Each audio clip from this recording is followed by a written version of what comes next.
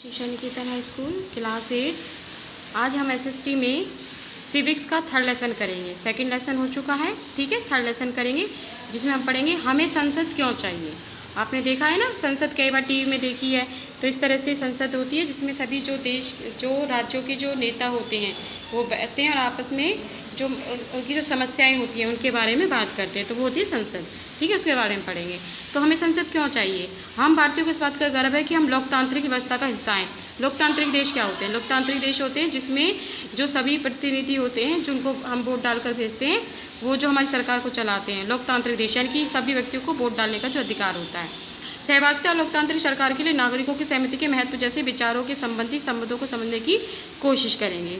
यही वह तत्व हैं जो सम्मिलित रूप से भारत में एक लोकतांत्रिक व्यवस्था का क्या करते हैं, निर्माण करते हैं। इस बात की सबसे अच्छी अभिव्यक्ति संसद के रूप में होती है। इस अध्याय में हम देखेंगे कि किस तरह हमारी संसद देश के नागरिकों को निर्णय प्रक्रिया में हिस्सा लेने और सरकार पर अंकुश लगाने में क्या करती है, मदद करती है। समझ में आ गया। अब पढ़ेंगे कि भाई लोगों को फैसला क्यों लेना चाहिए। जैसा कि हम जानते हैं कि 15 अगस्त 1947 को हमारा देश क्या हुआ था, आज़ाद हुआ था। तो इस आज़ादी के पूरे देश की जनता ने एक लंबा और मुश्किल संघर्ष चलाया था। इस संघर्ष में समाज के बहुत सारे तबकों की हिस्सेदारी थी। तरह तरह की पृष्ठभूमि के लोगों ने इसमें भाग लिया था। वह स्वतंत्रता, समानता, निर्णय प्रक्रिया में हिस्सेदारी के विचारों से क्या थे, प्रकृति थे। तो इसमें क्या था कि भाई पूरी जनता ने एक लंबे और मुश्किल संघर्ष चलाया था। इस संघर्ष में समाज के बहुत सारे तबकों की हिस्सेदारी थी। तरह तरह की पृष्ठभूमि के लोगों ने इसमें क्या लिया था, हिस्सा लिया था। वह स्वतंत्रता, समानता, निर्णय प्रक्रिया में हिस्सेदारी के विचारों से प्रेरित थे। औपनिवेशिक शासन के तहत लोग ब्रिटिश सरकार से क्या रहते थे, भयभीत रहते थे। भाई जो अंग्रेजों का जो शासन था उससे क्या था, जो भारतीय थे वो क्या रहते थे, भयभीत रहते थे। वह सरकार के बहुत सारे फैसलों से असहमत थे। अब उन्होंने जो फैसले लागू कर रखे थे, जो हमारे इंडियंस थे वो उन फैसलों को मानने से असहमत थे। लेकिन अगर इन फैसलों की आलोचना करते तो उन्हें भारी खतरों का सामना, परंतु अगर वो जो उन्होंने बना रखे थे नियम उनका आलोचना करते तो उन्हें भारी सामना करना पड़ता था। स्वतंत्रता आंदोलन ने स्थिति बदल डाली। राष्ट्रवादी खुलेआम ब्रिटिश सरकार की आलोचना करने लगे, अपनी मांगे से पेश करने लगे। 1885 में भारतीय राष्ट्रीय कांग्रेस ने मांग की कि विधायिका में निर्वाचित सदस्य होने चाहिए। उन्हें बजट पर चर्चा करने या प्रश्न पूछने का अधिकार मिलना चाहिए। तो उसमें क्या हुआ था, 1885 में राष्ट्रीय कांग्रेस की स्थापना हुई थी, ठीक है। और ये मांग की थी कि विधायिका में, ठीक है, विधान पालिका में यानी कि निर्वाचित सदस्य होने चाहिए, यानी कि चुने हुए व्यक्ति होने चाहिए और उन्हें बजट पर चर्चा करने का, प्रश्न पूछने का पूरा अधिकार होना चाहिए। फिर उन्हें यह अधिकार दिया गया कि बजट पर पूरा अधिकार मिलना चाहिए। 1909 में उन्हें करने पर प्रश्न पूछने का अधिकार मिलना चाहिए।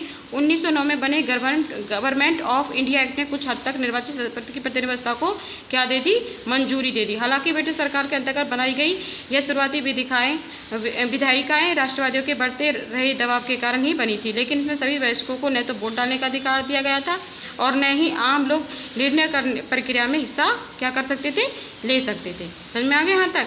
भाई इसमें क्या था कि 1909 में गवर्नमेंट जो थी उसने ऑफ इंडिया एक्ट ने कुछ हद तक निर्वाचित प्रतिनिधियों की व्यवस्था को क्या दे दी थी, मंजूरी दे दी थी। हालांकि ब्रिटिश सरकार के अंतर्गत बनाई गई यह शुरुआती विधायिका राष्ट्रवादियों के बढ़ते या और बदलाव के कारण ही बनी थी। समझ में आ गया। अब उसके बाद था कि जैसा कि आपने पहले अध्याय में पढ़ा था कि औपनिवेशिक शासन के अनुभव और स्वतंत्रता संघर्ष में तरह तरह के लोगों की हिस्सेदारी के आधार पर राष्ट्रवादियों को विश्वास हो गया कि स्वतंत्र भारत में सभी लोग अपने जीवन को प्रभावित करने वाले फैसलों में हिस्सा लेने की क्षमता रखते हैं, ठीक है। अब इसमें क्या था कि औपनिवेशिक शासन के अनुभव और स्वतंत्रता संघर्ष में तरह तरह के लोगों की हिस्सेदारी आधार पर राष्ट्रवादियों को विश्वास हो गया था कि स्वतंत्र भारत में सभी लोग अपने जीवन को प्रभावित करने वाले फैसलों में क्या लेना चाहिए, हिस्सों की क्षमता रखनी चाहिए। स्वतंत्रता मिलने पर हम एक स्वतंत्र देश के नागरिक बनने वाले थे। यानी कि क्या था कि बस 1947 में जब स्वतंत्रता मिल गई तो हमें देश के क्या बनने वाले थे, नागरिक बनने वाले थे। लेकिन इसका यह मतलब नहीं था कि सरकार जो चाहे कर सकती है, ठीक है। इसका मतलब यह था कि अब सरकार को लोगों की ज़रूरतों और मांगों के प्रति क्या होना चाहिए, संवेदनशील रहना चाहिए, ठीक है। उसके बाद था कि संघर्ष, सपनों और आकांक्षाओं ने स्वतंत्र भारत के संविधान में रूप ग्रहण कर लिया और इस संविधान ने सार्वभौमिक वैश्विकाधिकार के सिद्धांत को क्या कराया, अपनाया। सार्वभौमिक वैश्विकाधिकार का मतलब है कि देश के सभी वैश्विक नागरिकों को वोट डालने का अधिकार। क्या मतलब है सार्वभौमिक वैश्विकाधिकार, कि भाई इसमें सार्वभौमिक वैश्विकाधिकार का अधिकार है कि देश के जो वैश्विक नागरिक है, अब वैश्विक कौन है, जैसे कि इंडिया है, इंडिया में जो 18 वर्ष का जो व्यक्ति है उसको वोट डालने का अधिकार है, ठीक है, जो जिसकी उम्र 18 वर्ष है। तो इसमें क्या था कि भाई जो वैश्विक नागरिक हैं उनको क्या डालने का अधिकार है, उसको वोट डालने का अधिकार दिया गया था इन संविधान के सब लोग वैश्विक मध्याधिकार में। समझ में आ गया। अब सार्वभौमिक वैश्विक मध्याधिकार क्यों मिलना चाहिए, इसके पक्ष में एक कारण बताइए। भाई इसका कारण यह है कि भाई सभी जो नागरिक हैं उनको किस तरह से अधिकार मिलना चाहिए कि भाई वो है कि 18 वर्ष का उम्र कुर्सी है, तो इससे एक लोकतांत्रिक जो की स्थापना होगी। समझ में आ गई यहाँ तक। अब कल पढ़ेंगे लोग और उनके प्रतिनिधि। ठीक है, आज के लिए इतना ही।